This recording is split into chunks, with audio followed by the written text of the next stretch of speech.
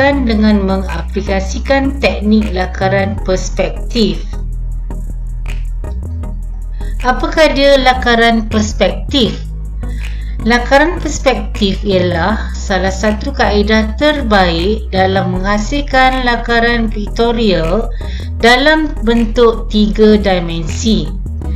Lakaran perspektif boleh dihasilkan melalui kaedah 1 titik lenyap, 2 titik lenyap atau 3 titik lenyap.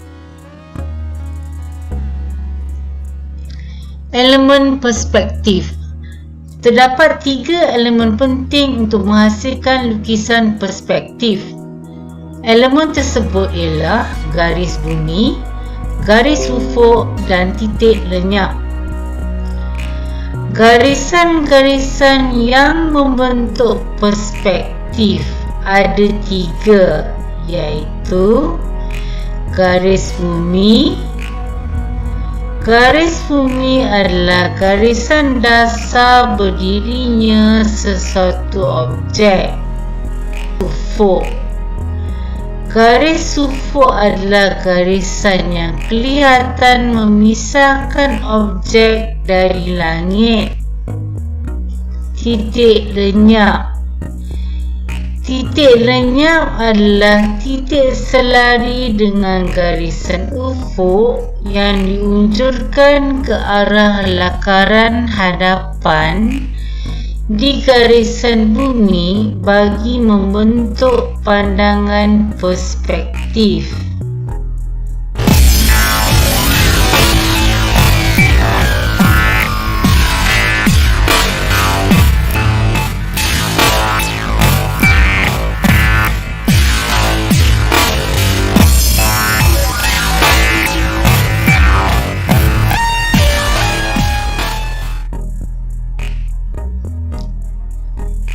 Langkah melakar lakaran perspektif 1 titik.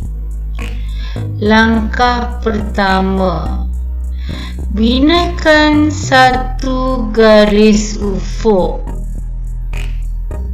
Langkah yang kedua, tandakan 1 titik lenyap di atas garis ufuk tersebut.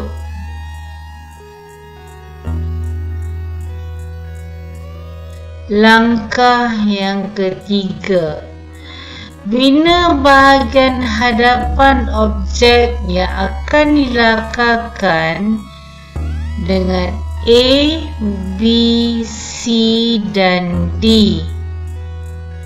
Langkah yang keempat, binakan semua garisan unjuran ke belakang A, B, C dan D menuju ke 1 titik lenyap. Langkah yang kelima, lakarkan bahagian dalaman objek mengikut kesesuaian anda dengan menggunakan garisan binaan sebagai sempadan kepada bahagian E, F, G dan H. Langkah keenam, lengkapkan lakaran objek itu dengan menghitamkan garis bagi objek yang dikehendaki seperti rajah yang ditunjukkan.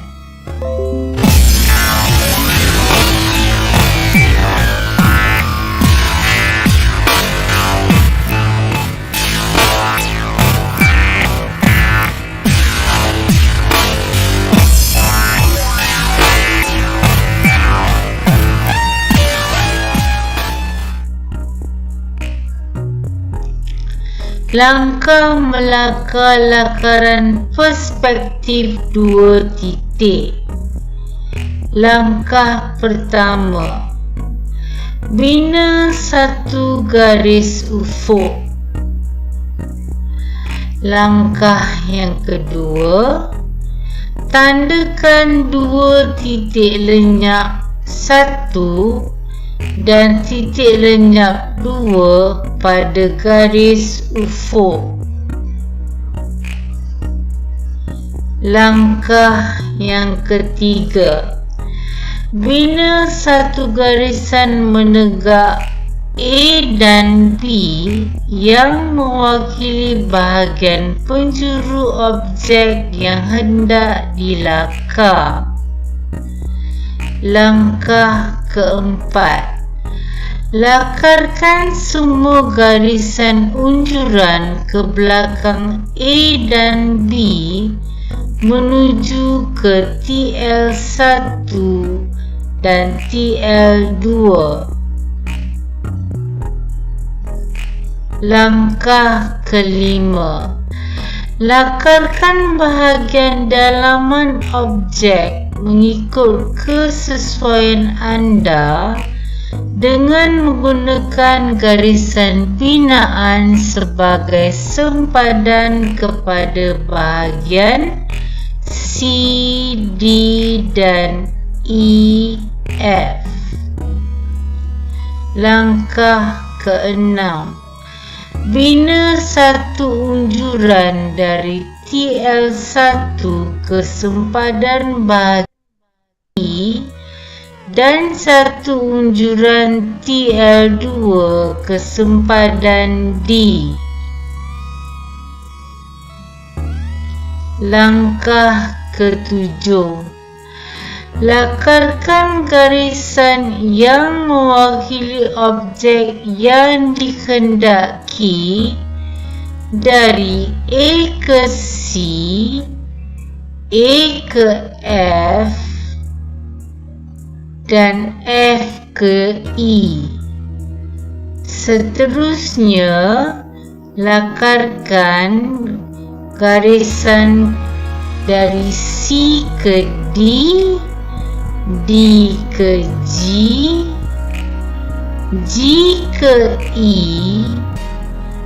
A ke B dan B ke D. Maka terbentuklah objek yang dikehendaki.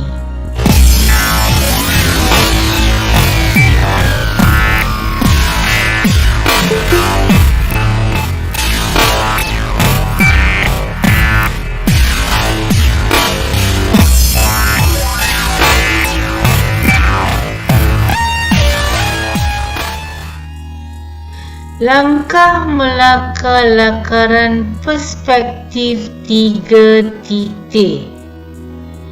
Langkah pertama, bina satu garisan ufuk dan satu garisan menegak.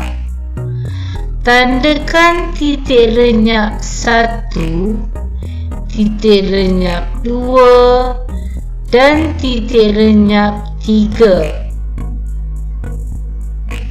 Langkah kedua, tandakan 1 untuk pandangan mata, tandakan 2 untuk lebar dan tandakan 3 untuk tinggi. Langkah ketiga, dari TL1 unjurkan garisan pada tanda 1, tanda 2 dan tanda 3 seperti raja. Langkah keempat, dari TL2 unjurkan garisan pada tanda 1, tanda 2 dan tanda 3 seperti raja. Langkah kelima, tanda titik A dan titik B untuk tinggi objek. Unjurkan garisan dari TL3 ke titik A dan titik B seperti raja. Gariskan garisan dari A ke 1 dan B ke 1 seperti raja. Lengkapkan dan hitamkan garisan objek seperti raja.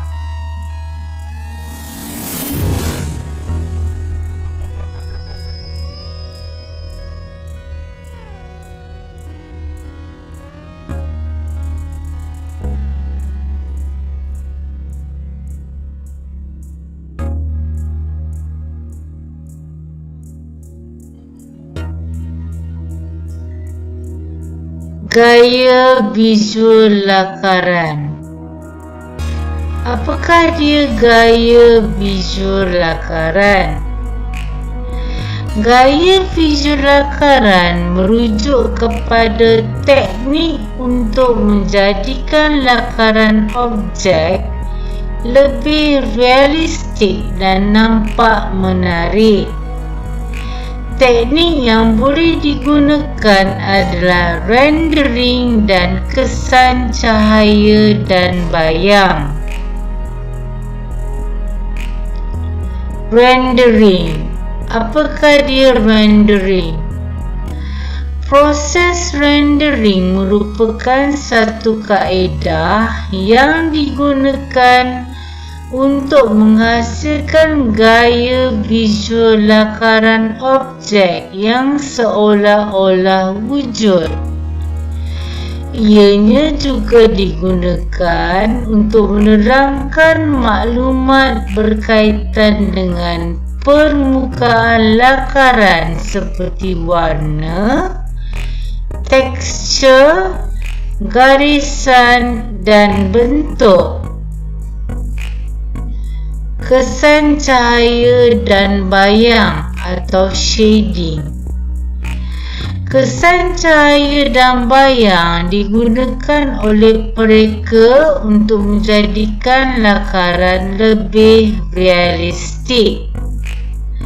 Sebelum melakar kesan bayang, kedudukan sumber cahaya perlu diketahui terlebih dahulu.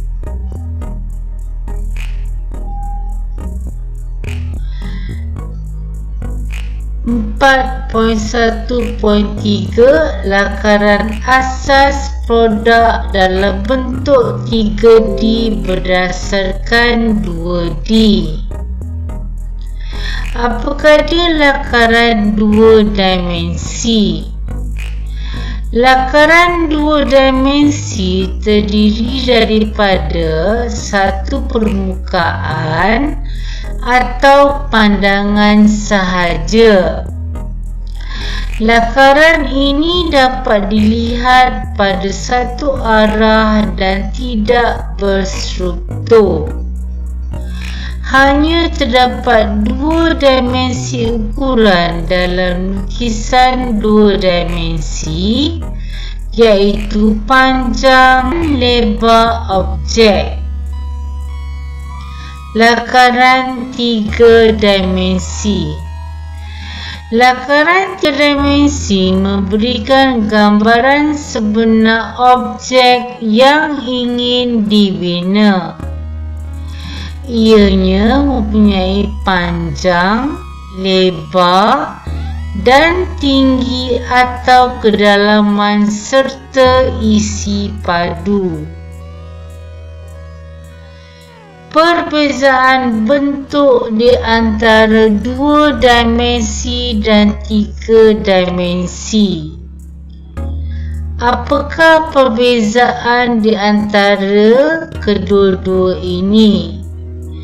Bentuk 2 dimensi.